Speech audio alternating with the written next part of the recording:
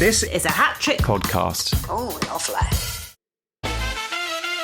Welcome to In the News This Week, the podcast from some of the team who've worked on Have I Got News For You? I'm Emerald Paston. I'm Mike Rayment. I'm Queenie Miller. And I'm Jack Harris. We'll be taking you through the big and not so big stories in the news this week when the TV show can't. Think of it like this. If the main show is a well-kept political promise, then we're what's left of Labour's environmental policy. Burn. The plan Literally. out. Yeah. Poor Ed Miliband. Everyone's saying, oh, poor Ed Miliband, and he's so principled. Is everyone saying poor Ed Miliband? He's so principled. No. I was going to say only his own family, but actually even half of them hate him. David doesn't care. No. But having said he really upset about Heathrow and very principled, it emerged this week that he's been doing a lot of lobbying to get his local airport opened in Doncaster and get more flights taken off. So, yeah. Great. Hello, everyone. How are we doing?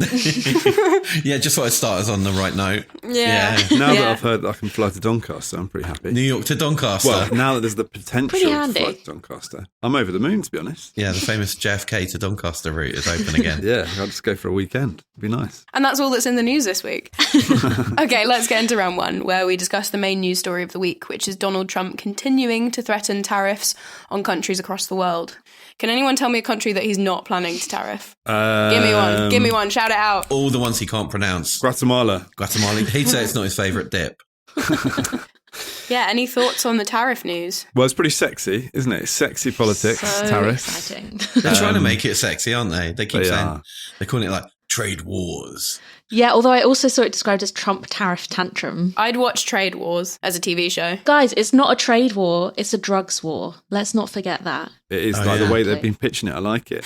Because drug wars are sexy. Drug wars are sexy. Yeah, they make good Netflix shows. Sorry, why are drug wars sexy? Because you can set them in South America. They all involve maracas as a soundtrack and sexy people selling drugs. Instead, we've got Canada.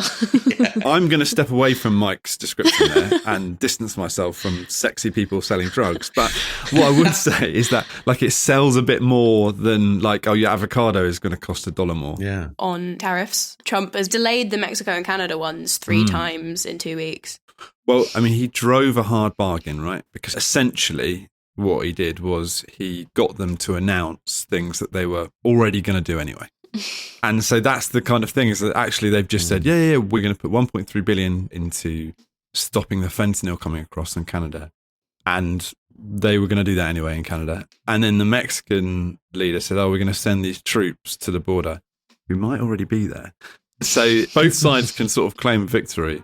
But there is a feeling that maybe Trump has sort of realised that the tariffs might not be quite as popular as he thought they'd be. Does anyone think it's a big ploy just to be like, I'm going to threaten this and then everyone's going to back down? I 100% think that. I read a New York Times article saying, Ooh, get No you. When I say that, it means I've watched a TikTok. Look at the generational divide I saw there. a tweet. We call it the Times over here. Do you? Not the New why is York that? Times. Because I'm in New York. That's why. That's the thing. Jack, So, are you worried that Trump might put a tariff on you if he threatens the UK? Jack Tariff. Jack Tariff. Basically your name, isn't Jack it? That's Tariff. so good. I'll Yeah, take it, that I'll is so take good. it. Also, if it's price per metre, absolutely Oh, screwed. dear. Wow. Yeah, we'll have to send someone smaller. sorry, Mike, you were saying, were you reading a New York Times or Times article? Yeah. Mike saw a YouTube short and that's what you're about to go on. No, because I'm over 25, so I have an attention span, so I can actually read articles. You've absolutely roasted me there. You had it coming. I've no comeback. No, it's because you've already forgotten what we were talking about at the start of the sentence. I think we all have, to be honest. I know, I'm actually losing the plot. I read a New York Times article and it said he's made it so vague that, like you're saying, Jack, basically he can decide what constitutes a victory. But I think, what do we know about Trump? He's a bully.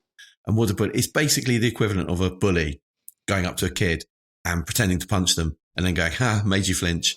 And that's basically what I think he's done. I genuinely think he's just doing the tariffs to go, I want you to all admit that you're weaker than me. And that's why he loves Keir Starmer, because he's the weakest of all. Well, that's the thing, isn't it? It's like, oh, yeah, I like the idea that Trump said, oh, we're not going to put tariffs on the UK because Starmer has been nice. He said he's been very nice. So he's been taking tips from Borat, I think, in his diplomacy. I like the fact that it shows that sometimes the nice guys do win. as long as they suck up to the bigger, badder guys and never challenge them. I think is the key there. Wait, so are you thinking our tactic going forward should be to just have the weakest prime minister possible? Like in the playground analogy, it's that person who doesn't want to get bullied. So they just kind of standing behind them and saying, yeah. I like that it didn't work with China. They retaliated, didn't they? Yeah, because they could sort of financially handle it. And I mean, Starmer's been doing the dance as well with like another person who's doing the tariffs. As you said, China can just be like, yeah, we're bigger, so whatever. But Starmer playing that thing of like trying to keep the US happy, but then also he's been the first prime minister since Brexit to turn up to an EU dinner. And he's trying to play the card of like sitting between them and be nice to both and say, we can do deals with the EU and we can do deals with the US. That's like your most boring uncle turning up to a family gathering that you're not invited to. Imagine the people who have to sit next to him. They were like, thank fuck we were out of the EU. So I don't have to talk to Starmer anymore. I read it made me laugh that apparently Macron was planning to tell Starmer that the fact he was there meant that Brexit had failed, which you think, let him finish his starter before you start slagging him off. Yeah, I can't work out what the EU thinks and what they're aiming for in terms of UK trade. There was a quote from a diplomat who said, I currently spend about 10 minutes a week thinking about the UK, which has me very confused because it's the same amount that Nigel Farage spends. So I can't work out if that's good or bad. I wonder what he's thinking about in those 10 minutes. Is it like, what are they up to? Doncaster, maybe? Doncaster, yeah. Doncaster Airport. What kind of GT3 do you get at Doncaster Airport? The EU, though, they're not worried because I was reading they've got a big bazooka. Have they? Have you read about? Yeah, the EU have got a big. Again, this is. I don't know where this is going. We're like, what is it? What's this bazooka joke? Is Mike mispronouncing Brussels? I don't know what's going on. Is that what you describe Ursula von der Leyen? That's a weird way to. That's a weird nickname. Mucky, come on. Well, I know bazooka can be a thing because she's explosive. Because she's. That's what everyone thought you meant. No, you're the guys with mucky brains here. I'm sorry, mate. Do you know what? Could stay over there on the mucky side of the pond.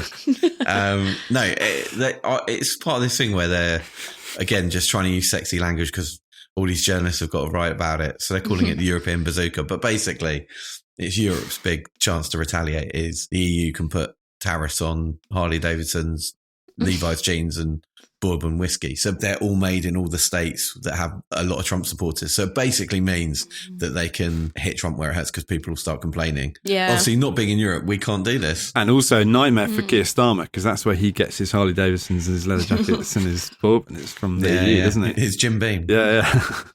I mean, Starmer's been in the paper quite a lot this week. Because obviously we talked about tariffs, he's been to the EU dinner, but there's this new book that's come out from the same authors who did the book about Corbyn, right? Left Out, I think. Yeah. They've been kind of like putting little tidbits. They've been putting. I'm going to go past that. Ursula von der Leyen again. As soon as I went for that word, I was like, I've made a mistake here. They've been trading little bits of story that they've got in the book. Some really funny quotes in there. I've really enjoyed them, like this week.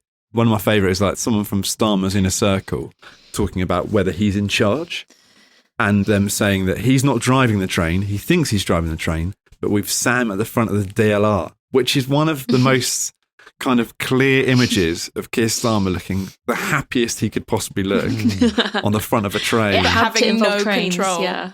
So the DLR, for people not in London, is the line that doesn't have drivers, basically. Yeah, it's an automatic train line. Docklands Light Railway. Although, not to nitpick, but sometimes there are people there in that driver's seat. Oh. But I don't know what they're doing. Once I got one of them to give my sister a birthday shout out and he agreed. I don't know if they're there just for that. But on the DLR? Yeah. Oh, but maybe they're not actually driving it, they're just supervising. They've got He was access pushing to buttons. Oh, was it? Yeah. Are you sure he works for TfL? I have no idea now I think of it. Was it Keir Starmer? I was going to say, this is exactly what they get. They make it more authentic for Keir Starmer by giving him fake buttons. and letting him Announcements to give. And he gets to do the announcements. It's exactly the same. Any other things that people saw that they quite liked from those excerpts? I thought there was some fun stuff. Yeah, I guess another insult that they say Morgan McSweeney levelled at Keir Starmer, he described him as an HR manager rather than a leader. And I just feel like that's also a very British way of insulting someone. Like Trump is calling other Republicans like dummies and losers, but in the UK, if you call someone an HR manager, it's like an oof. It's like you've spat in a their stinging- face. Yeah. Morgan McSweeney being his chief of staff, right? And he's the person who sort of Yeah. orchestrated the Labour election campaign. And things Yeah, like it seems like the book is maybe more about him than about Keir. because they don't know lots about him, and he kind of seems to take a bit of a back seat, and the press always hate that. So they always like try to dig out people who don't really kind of come to the fore. And He was really involved in the Labour Party, I think in South London, in Southwark. And he was credited with like wrestling it back from the far left, or the militant left, as I think they called him. And he's quite anti the left. Almost seems like he's more anti the left than anti the right. He's an interesting guy, but he That's does. a good guy for Labour. Yeah, I think sense. the reason, even I know, like we say, they're going for him because he's quiet. I think they're going for him because he's a total bastard. Yeah, he looks it. He looks it. He sounds it. Apparently, he's like obsessed with board games. He's one of your He mates. sounds right up your street, Mike. And he's No, apparently he's obsessed with this game called. I don't know if it's basically what The Traitors is based on. This game called Werewolf. Oh, And apparently I he's do obsessed like with that. it, and you have to sort of secretly murder people and not tell the truth. And apparently he's unbelievably good at it, and he's very manipulative. It was really funny that was the things his own friends told the press about him. I once played like a Zoom version of that during the pandemic. That sounds and bleak. my friend's parents were playing, and I managed to get them to turn on each other, and they voted each other out. oh, So Emerald. he Wow. sounds Unexpected. a great Get you in pal. the Labour Party. Yeah, you could be the new Morgan McSweeney.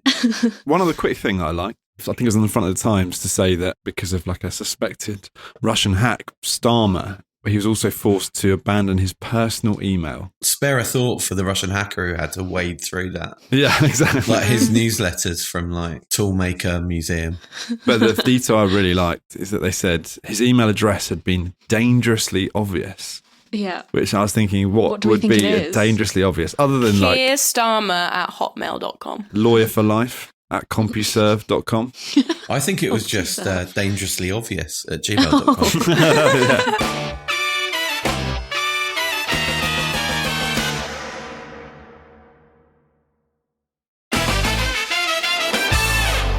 Welcome back to In the News this week. It's time for round 2, where you'll each bring a story from the week which you think would be perfect for round 2 of the TV show. Emerald, what have you got for us this week? I have a story that I think has all the hallmarks of a Have I Got News for You round 2 or Missing Words round. Excellent. But I also think it has grave ramifications for the show Ooh. moving forwards. Oh, great. Wow. Great. It's been featured in quite a few papers, but I most enjoyed the headline from Motor Transport magazine, and that was "The end of potholes is nigh," Oh, No. which is terrible for us. huge. Basically, researchers from Swansea University, along with input from Google and King's College London, they've designed these self-healing roads that just heal up the potholes as soon as they start to occur. They say that roads could be made more durable by adding just one simple ingredient. So what do you guys think that is? Bullshit. White blood cells. Money. You're all close. It's recycled cooking oil, apparently. How does it... can you explain in great detail the science?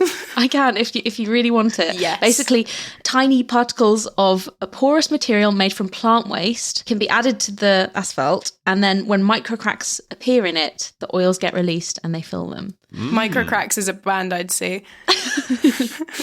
My favourite thing about it is not the microcracks, but is a quote from one of the researchers who worked on this. And he's originally from Chile, and he said, Where's he from, Emerald? This is, "Oh, Emerald is right. She is right. I went to Chile last year. No. It's like when people go to Spain and they're like, I had some great chorizo. It's like, no. Barcelona. You're It is English. Chile, Mike. It No, is Chile. it's not. It's Chile if you're Chilean. It's Chile if you're, From Walthamstow. yeah. So this researcher, he's originally from Chile or Chile, depending on how pretentious you are. He observed that the British find potholes a very sexy topic. And That's he said true. they find it hard to resist talking about, which We are the is a main great observation. culprit of that. I'd love to know if we've included at least one pothole missing word in almost every series we've done. Because I think it wouldn't be far off. Can someone do that research? Anyone listening? If only we had a researcher who works on Have I Got News for You. Yeah, I'm outsourcing my work. There's an extra Have I Got News for You link. Can you remember who in 2022 said he was considering selling his entire collection of sports cars because the roads near his home were so riddled with potholes? Yes. Big Yeah? words. We are all nodding. Rod Watch. Rod Stewart, baby. He's also been out and fixed those potholes as well, hasn't he? He got told off by the council. They said, you can't go out and fix your own potholes. And he went, well, I just did. So what are you going to do? He said, about my it? Ferrari can't go through here at all, so it needs fixing. The man's got problems. He won't be happy about this innovation because that is one route he makes into the papers. It's one of his avenues the press cut off. If you think that's going to stop him from being in the papers every week, Listen, I never said that. you're wrong, mate. The guy can find ways like you'd never believe to get into the paper. So yeah, that's my round 2 story. I tried to combine 2 favourite Have I Got News For You topics in it. Love it. That's incredible. fantastic. Thank you. Mike, how about you? Can you top that? I can't. No, I cannot. Okay. I'm going to talk about football, but it's a good football story. I can see people's eyes glazing over. This concerns the Gedling Inn in Nottingham, which is a pub which offered a special promotion this weekend where they said they'd offer a free pint to every customer for every goal that Nottingham Forest, the local team, scored that day. Oh, wow. And Jack knows where this is going. Only for Forest to win the game 7-0. 7-0. So good. Is it because they heard about this promotion? Well, And they're like, we're going to piss off a lot of people if we don't win. The word got round. The manager was in there at half time. Because Forest lost. So the previous week, Forest had lost 5-0. Now we're playing Broughton, who are very good. People said it could be a tight game. So landlord Becky, she decided to run it just 45 minutes before the game started. So I don't think it was a deeply thought out PR move. It sounds like she'd had 7 pints before making that decision. And she was like, you know what's a good idea? Free pints. She told the papers, when it got to 3-0, I thought, should we stop this? But she said, I'm a woman of my word. So we kept going. Wow. And she said it created a great atmosphere. Yeah, I bet it did. Yeah, I can imagine. She said from her new home on the streets. Having It cost the pub £1,500 Oh my God. of their own money, and they end up giving away 300 pints unpaid for. But she said they've had messages from across the world. It's been worth it for the free publicity, and they're planning their next promotional stunt for the next game, which said probably won't be 3 pints per goal. So 300 pints, 210, what's that? 40 people. That's There we go. pretty good. 40, Yeah. 40 That was Maths incredible. on a podcast is That really was riveting. 43 people made most of it. That was genuinely astonishing to see you, just your whole face switch into like maths mode, Science Jack. But on the back of this story, obviously we love a game on Have I Got News For You. Whoa. A fine tradition goes back to Bruce Forsyth doing Play Your Iraqi Cards Right, famously. So who's up for a game right now? Imagine, if you will, that this 3 pints per goal promotion had been extended across the country for the whole season. Basically, I want to play some higher or lower. So I want you to tell me which clubs would have given away the most 3 pints this season. Oh, okay. So nice. how does this work? Basically, who scored the most goals this season? Okay. We're going to have a little game of higher or lower. Hit the music. Oh my God. Oh, here we go. Okay.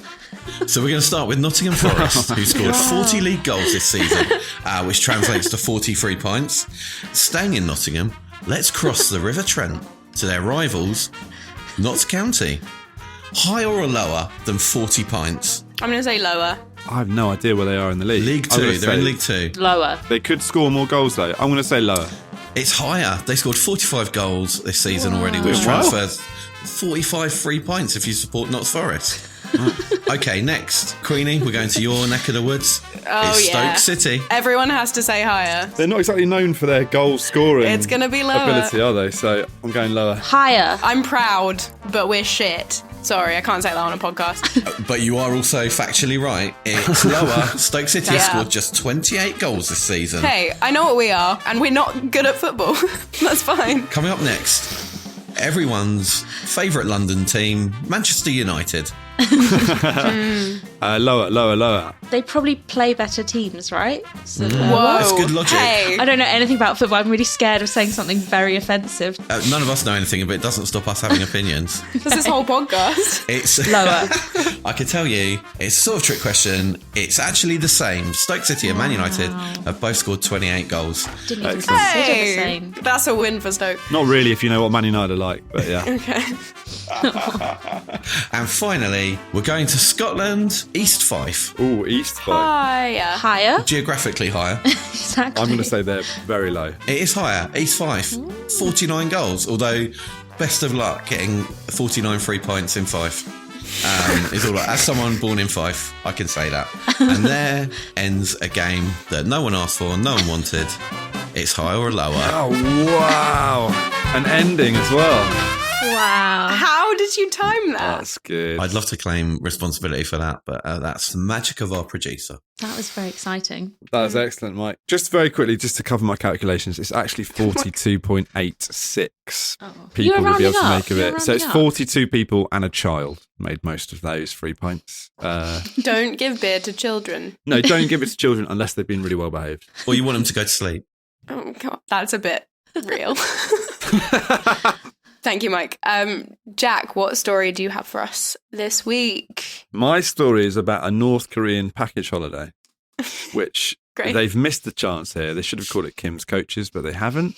But this is the first time, it's big news, the first time foreign tour companies in like 5 years can take international tourists into North Korea because they've been closed up to international tourists. If you don't sort of count, there's been a few Russians and there's been a few Chinese visitors, but other than that... And that series of Love Island where they went... Oh, yeah, in Pyongyang, that was good. Yeah. The villa wasn't very nice. How many got out? Was it a couple? Couple got out in the end. That was the main thing. The Love Island was, yeah. But the 4-night tours are going to happen across the birthday of Kim Jong-il, who's Kim Jong-un's dad and a fabulous golfer. I can see Queenie's bemused face. You might have to explain. His dad once claimed that the first time he played a round of golf, he got 11 hole-in-one. Okay, Excellent. so he's a liar. Yeah. No, he's the best golfer of our age. I think you'll find there's like about approximately 30 to 40 million witnesses. Yeah, Cool. exactly. Can't argue with that. It's February the 16th. So, Mike, have you got a Valentine's gift yet for your wife? Oh, wow. This is great. Quite this is pointed. perfect. I'm looking out for Mike at all times. Yeah, thanks, man. That's all right, man. I mean... It's going to set you back each about £500, £600. It's going to be a shame for the Shell garage across the road from my house that normally gets a visit on the evening of the 13th. You say that, but when I give you the highlights of the tour, it might change your mind. You get to see a foodstuff processing factory, which produces various snacks and drinks. Is a My certain British TV personality doing tours? We're not allowed to talk about him. Is he wearing a hairnet? That's where he's gone. That's why we haven't seen her anymore, because he's shifted across. Greg Wallace inside the factory in North Korea. Wait, hold up. It's not just that. You're also going to get a taekwondo demonstration at the local taekwondo school. Did you know that I'm a yellow belt in taekwondo? Sorry. Are you? I'm not surprised. Oh, wow. I knew I was scared of you, but I didn't know why. It's the belt you get after the belt you get automatically. Oh, nice. Oh, so it's like the most improved. Yeah. Participation belt, basically. Essentially, yeah. Still confident you could beat all of us up. I don't think so.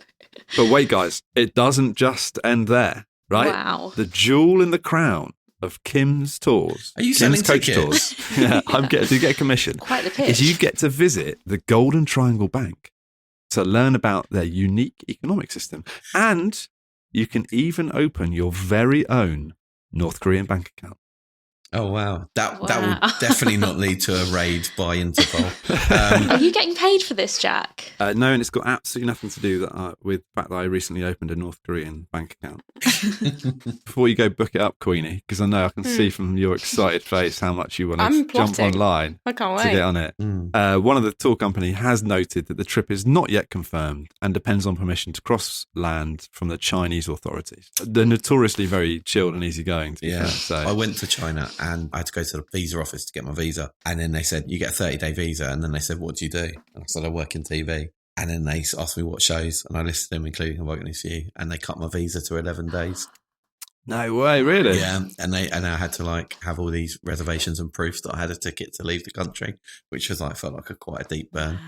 Oh, wow. No package holiday for Mike. There is a producer who used to work on the show who went to North Korea, which is astonishing because I would not take that risk. Mm-hmm. If Kim Jong-un has seen even one of the gags we've done in the last 20 years about him, Yeah. even just one is getting you a life sentence. Well, if you are thinking going, I did look at the FAQs of the tour operator as well. What you did? And they said, there are people who say that visiting a country such as North Korea is wrong and that all we are doing is supporting the government. Is this true?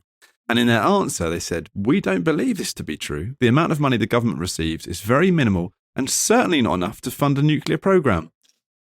No mention of a nuclear Wow. program before that. I think they've given themselves away there. Oh my God. Which almost certainly means that's exactly what Wow. it's designed to do. Definitely. And one piece of advice they give, it's best to restrain any criticisms until having left the country. Is that true? No, that's generally one piece of advice they gave. That is the one thing they said. If you Yeah. go there and you don't know that, then at that point it's just Darwinism. in Yeah. action. Well, at least we found our end of series trip. Rap do. Yeah, team bonding activity. It will be less risky than some of the pubs in Camden. And more likely to get food. God.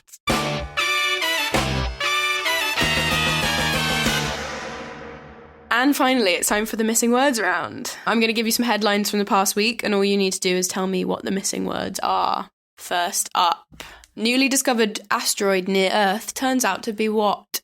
Big stone. I think that's what they are anyway, Mike. Smudge on the telescope? Elon Musk's rubbish. Yes, he It's is. a terrible guess, isn't it? Ding, ding, ding, ding, ding, ding, ding, ding, ding. Newly discovered asteroid near Earth turns out to be Elon Musk's Tesla car. Oh, is that actually? What? Yeah. Oh, wow. right. Okay. Wow. I actually didn't know that. A surprising turn of events captured the attention of space enthusiasts as what was initially announced as an asteroid in 2018, CN41, has turned out to be Elon Musk's very own Tesla Roadster. But those self-drive cars are getting out of control. Can we just pick up the point that we just like the way they're reporting it as if it's normal for his car to be just in space? Yeah, They're like, what? oh, Elon Musk's car. Yeah, he's doing anything nowadays. Also, the way this article is written, it seems like it's his personal one that he was using to drive around Earth. Still in there. I wish. Okay, number 2. York Minster congregation outraged over deeply inappropriate what? Offer at Nottingham pub. Micro cracks? Upsetting way to receive communion. York Minster congregation outraged over deeply inappropriate concert. It's facing protests from its local congregation over allowing a heavy metal band to perform at the cathedral. Plague of Angels features 2 members who previously played with Cradle of Filth, a band whose merch featured a t-shirt depicting a topless masturbating nun. Filthy habit. Oh, very good. And the words Jesus is a C word. Oh, wow. Wow. At least they're talking So about for some him. reason, they're mad. And finally, what with deadly stench pulls huge crowds? Is it man having had 7 free pints and more pints afterwards in a pool of his own sick? Lovely. I'd go and see it. Only me? Cool. Okay. Corpse flower with deadly stench pulls huge crowds. People have queued for hours at a Sydney greenhouse to get a whiff of the infamous corpse flower as it bloomed for the first time in years. It's nicknamed Putricia, which I think is really quite that's good. impressive. And this is also the missing word question that we posted on social media. So, congratulations to Soxy Beast on Instagram, who made us laugh the most with their response, where they said, a reasonably priced flat with a deadly stench pulls huge crowds. Bit of rental crisis jokes. It's great. Is Soxy Beast the dangerously obvious email address that Keir Starmer was using? Thank you for listening to In the News This Week. If you've enjoyed this episode, please give us a 5-star rating on Apple Podcasts or Spotify. For updates on the show, make sure you're following Have I Got News For You on Instagram, TikTok and X. You can also get in touch with us by emailing podcasts@hattrick.com. That's hattrick with 2 T's. Make sure you've followed or subscribed to the podcast wherever you're listening to it now, and we'll see you here for next week's episode. Bye. Bye. Bye, you soxy beasts. In the News This Week is presented by Jack Harris, Queenie Miller, Emerald Paston and Mike Rayment. The producer is Diggory Waite. The executive producer is Claire Broughton. And the music is by Big George. In the News This Week is a Hat Trick podcast.